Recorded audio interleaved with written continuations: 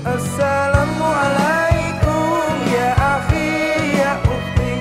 Assalamualaikum ya akhi ya ukhti. Bila hati terasa sedih, bila jiwa terasa hampa, mungkin kita sudah lupa berzikir tenangkan jiwa.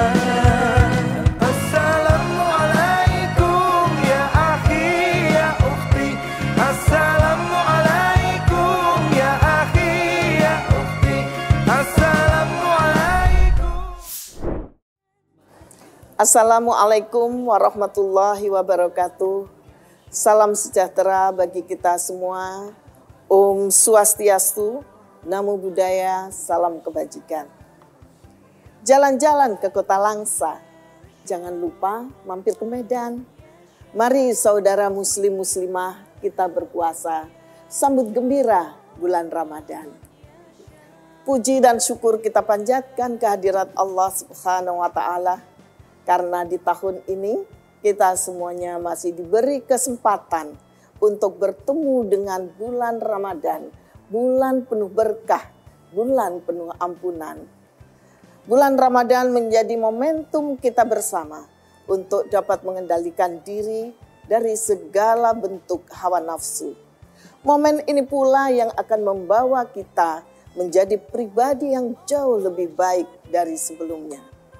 Saya Sada Restuati, Wasekjen DPP PDI Perjuangan bidang kerakyatan, mengucapkan selamat menjalankan ibadah puasa. Semoga kita semuanya dapat mengisi bulan Ramadan kali ini dengan semangat kesederhanaan, kegotong royongan, dan kepedulian terhadap sesama. Wassalamualaikum warahmatullahi wabarakatuh. Salam Pancasila. Merdeka, merdeka, merdeka. Assalamualaikum warahmatullahi wabarakatuh. Pohon randu banyak durinya, tangan bermain, kaki melangkah. Sambut sahur dengan gembira, semoga kita mendapat berkah. Selamat pagi Sobat BKN dimanapun Anda berada. Berjumpa lagi bersama kami dalam program Inspirasi Ramadan Badan Kebudayaan Nasional PDI Perjuangan, di mana kita akan mengulas karangan-karangan dan pesan para ulama Nusantara dari berbagai daerah di Indonesia. Pagi ini kita akan belajar dan menimba ilmu dari sebuah buku yang berjudul Tasawuf Modern, karya seorang ulama asal Minangkabau, yaitu Buya Hamka. Bersama kita telah hadir seorang narasumber yang luar biasa. Beliau adalah peneliti di Badan Riset dan Inovasi Nasional, juga sekaligus salah satu cendekiawan Muslim Muhammadiyah. Beliau adalah Profesor Ahmad Najib Burhani. Assalamualaikum Prof. Terima kasih banyak sudah meluangkan waktunya untuk datang ke kegiatan BKN pada Ramadan ini. Bagaimana Prof kabarnya? Alhamdulillah baik, senang juga bisa hadir kembali di sini. Wah, gimana nih Prof sejauh ini puasanya? Lancar nggak? Alhamdulillah. Alhamdulillah. Ya, lancar-lancar saja. Nah, Prof cerita sedikit dong, ada nggak menu andalan keluarga Profesor waktu sahur sama puasa ini? Sebetulnya tidak ada yang spesial seperti sarapan pagi biasa kayak gitu ya. Mungkin yang agak spesial itu justru bukanya itu ya, karena seperti negara tropis ya, kita agak berbeda mungkin dengan Timur Tengah karena kita memakai kolak, kita memakai minuman yang manis, kemudian kita pakai buah-buahan dan sebagainya kayak gitu. Wah, seger-seger ya Prof ya untuk menyambut berpuasa gitu ya. Oke, nah pagi ini kan kita akan mengulas tentang buku tasawuf modern nih Prof, karya Buya Hamka. Nah, kami punya beberapa pertanyaan mengenai buku ini Prof. Boleh nggak kami sampaikan? Silahkan, silahkan. Oke, pertama-tama nih Prof, dalam buku Buya Hamka ini yang dimaksud dari tasawuf modern tuh apa sih Prof? Ya, sebelum menjawab pertanyaan tentang apa itu tasawuf modern, mungkin kita bisa merujuk sebetulnya Buya Hamka itu tidak hanya menulis satu buku ya yang terkait dengan tasawuf itu. Memang tasawuf modern ini yang pertama yang diterbitkan pertama kali tahun 1939, sudah agak lama. Tetapi kemudian beliau menyusul dengan buku yang lain tentang tasawuf, yaitu perkembangan tasawuf dari abad ke abad, itu tahun 52, dan mengembalikan tasawuf ke pangkalnya. Itu ya. Jadi ini 3 rangkaian buku terkait tasawuf karya Profesor Hamka. Nah, latar belakangnya seperti apa? Lahirnya tasawuf modern dan mengapa disebut tasawuf modern itu ya. Jadi di lingkungan Muhammadiyah itu beberapa orang mungkin sangat menekankan kepada otak, rasio, dan logika. Dan agak mungkin mengesampingkan kepada rasa atau dalam bahasa Arabnya itu disebut zauk kayak gitu ya. Yang kemudian Buya Hamka perlu untuk kemudian menawarkan satu gagasan tentang tasawuf modern. Nah, di luar Muhammadiyah ada kecenderungan dari beberapa kelompok itu yang menganggap tasawuf atau mengikuti tasawuf secara eksesif. Misalnya ada kultus individu atau juga menjadikan seseorang itu sebagai katakanlah sesembahan, katakanlah dalam proses menuju kebahagiaan di luar daripada Tuhan itu sendiri atau menuju Tuhan dan sebagainya. Nah, kemudian itu alasan yang kedua yang ada di luar. Tetapi juga ada alasan yang berkaitan dengan keilmuan, yaitu perkembangan ilmu psikologi yang ada di masyarakat dan ilmu-ilmu yang lain yang berkaitan dengan kebahagiaan, kejiwaan, dan sebagainya. Jadi tasawuf modern itu adalah gabungan antara pemikiran, katakanlah tasawuf yang rasional, yang menekankan kepada logika, tetapi juga menekankan kepada zauk, rasa, dan juga kita bisa menyebut yang berkaitan dengan psikologi modern, gitu ya. Jadi gabungan antara tasawuf, mistisisme, kemudian akhlak, kemudian psikologi, dan katakanlah ada rasionalitasnya di dalam menjalankan tasawuf itu yang kemudian disebut sebagai tasawuf modern. Wah, menarik sekali ya Prof. Nah Prof, lalu kemudian gimana sih Buya Hamka itu mendialogkan antara nilai tasawuf yang dulu dipahami oleh para ulama dengan konteks sosio-kultural masyarakat modern di Indonesia sekarang ini? Ya, jadi seperti yang saya sebutkan tadi, kayak gitu ya. Ada 2 hal intinya kalau umpamanya kita menyebut tasawuf modern itu. Yang pertama itu kita bisa menyebut yang bernama dengan disiplin spiritualitas, yang di dalamnya itu adalah misalnya kholwat, ibadah ritual yang lain, tahajud, puasa, dan sebagainya. Dan yang kedua itu adalah yang berkaitan dengan disiplin akhlak, kayak gitu ya. Ada sabar, zuhud, warok, tawadhu, ridho, dan sebagainya kayak gitu ya. Nah, tasawuf ini kadangkala disebut sebagai tasawuf salafi karena apa? Karena mengacu hanya kepada perilaku Rasulullah, perilaku Nabi Muhammad dalam menjalankan keagamaannya. Nah, kemudian paduannya itu adalah yang tadi itu adalah modernitas itu, berpikir modern, dan kemudian pengetahuan yang berasal dari psikologi modern dan sebagainya yang kemudian diblended, digabung menjadi satu, yang itu kemudian gabungan antara salafisme, antara masa lalu, atau salafiyah mungkin ya bahasanya, kalau salafisme nanti ya arahnya kepada makna yang berbeda. Jadi salafiyah kepada salafus soleh dan sebagainya, terutama kepada Nabi Muhammad dan sahabatnya, dan kemudian kepada ilmu-ilmu kontemporer, dan dipadu di dalamnya itu dengan unsur bahwa yang dimaksud tasawuf di sini harus berpegang juga kepada logika dan rasionalitas kayak gitu. Ya. Baik, nah Prof, kan di zaman sekarang ini ya, salah satu problematika yang sedang dihadapi bangsa ini itu bagaimana nilai-nilai kesantunan, kesederhanaan, dan kebersamaan semakin tergerus nih. Adakah pesan penting dari buku ini yang bisa menjadi pedoman bagi kita dalam menghadapi dinamika semacam ini? Ya, mungkin kita bisa mengacu kepada sejarah ya, bagaimana kemudian Buya Hamka itu memulai menuliskannya dan mencoba untuk menjawab persoalan yang ada di masyarakat.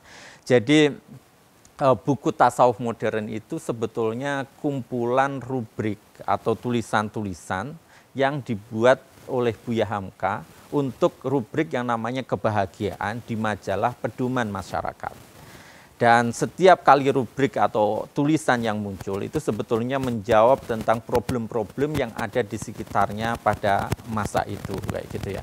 Problem yang berkaitan misalnya dengan sikap tawadhu, hidup yang misalnya sekarang itu ya, tidak perlu menonjol-nonjolkan kekayaannya, kayak gitu ya.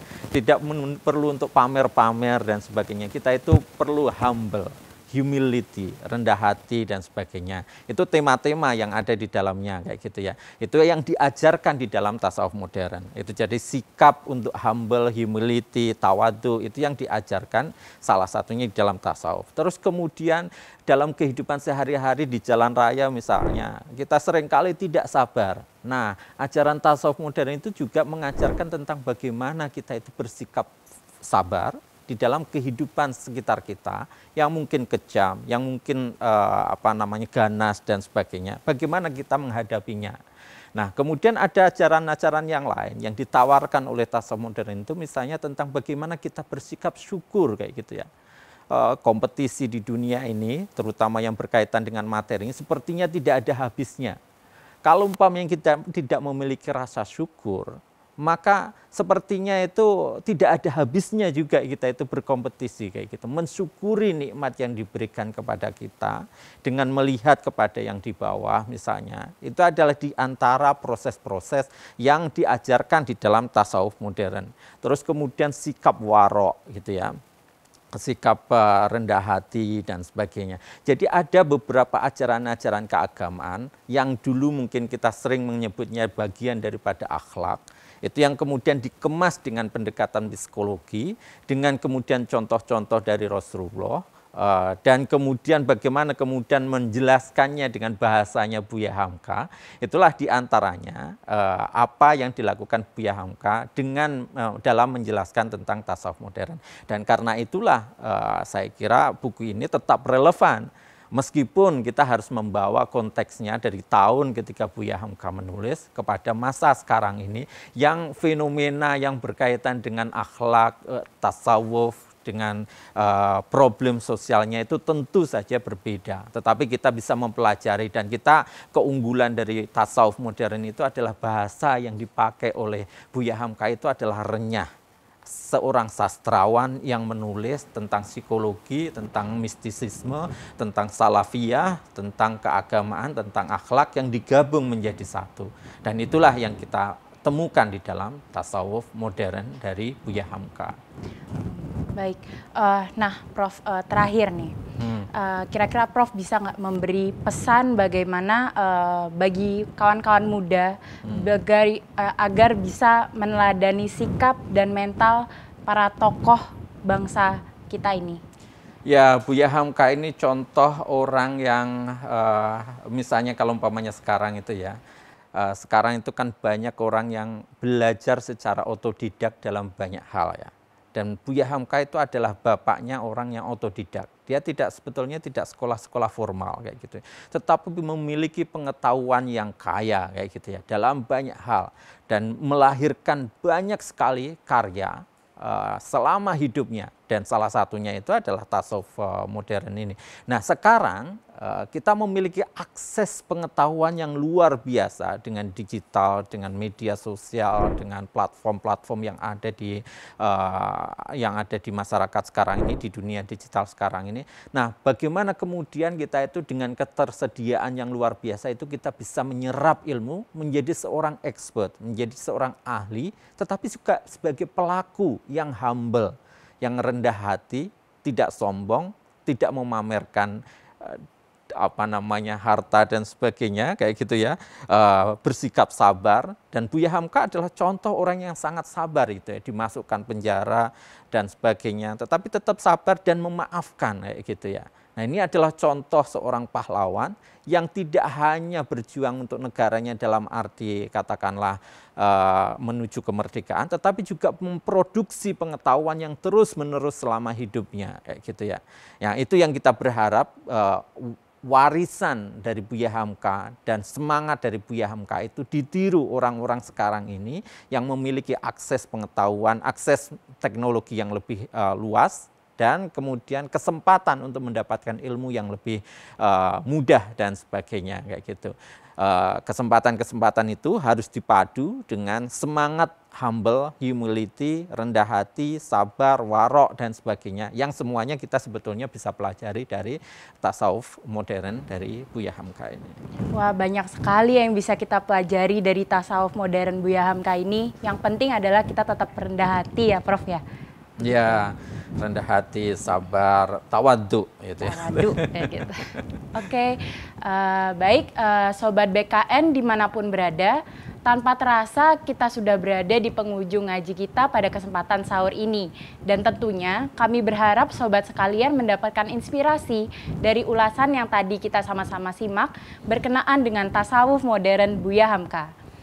Buya Hamka dalam buku ini mampu menggabungkan antara konsep-konsep tasawuf dengan kehidupan modern yang serba kompleks dan dinamis.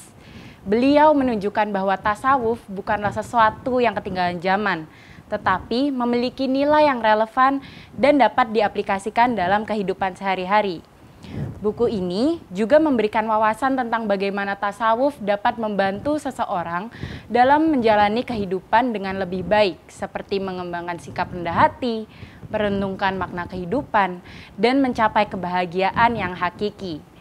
Buya Hamka juga menekankan pentingnya kesederhanaan dan kejujuran dalam menjalani kehidupan, sehingga dapat mencapai kedamaian dan kebahagiaan yang sejati. Kita berjumpa kembali esok hari pada jam yang sama, tentunya hanya di akun YouTube BKN PDI Perjuangan. Jangan lupa like dan subscribe ya. Makan sepiring nasi dengan lauknya, walau hanya sederhana, terasa nikmat. Selamat menikmati sahur dan puasa juga. Semoga ini mendatangkan pahala yang banyak.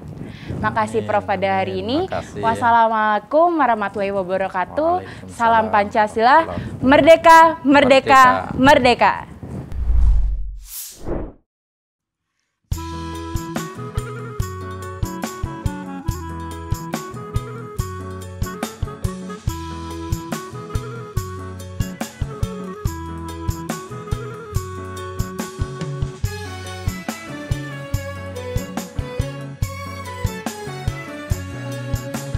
Suasana di kota santri asyik kesenangkan hati. Suasana di kota santri asyik kesenangkan hati. Tiap pagi dan sore hari muda-mudi berbusana rapi, menyandang kitab suci. Hilir mudik silih berganti, pulang pergi mengaji. Suasana di kota santri asyik senangkan hati. Suasana di kota santri asyik senangkan hati. Tiap pagi dan sore hari muda-mudi berbusana rapi, menyandang kitab suci. Hilir mudik silih berganti, pulang pergi mengaji.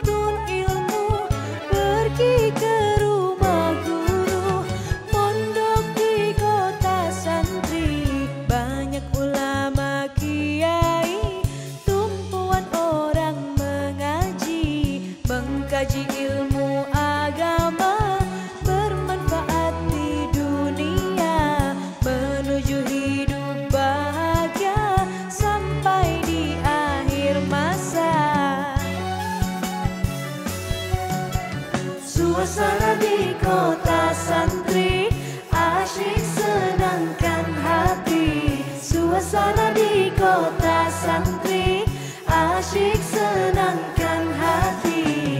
Tiap pagi dan sore hari, muda-mudi berbusana rapi, menyandang kitab suci, ilmu di silih berganti, pulang pergi mengaji.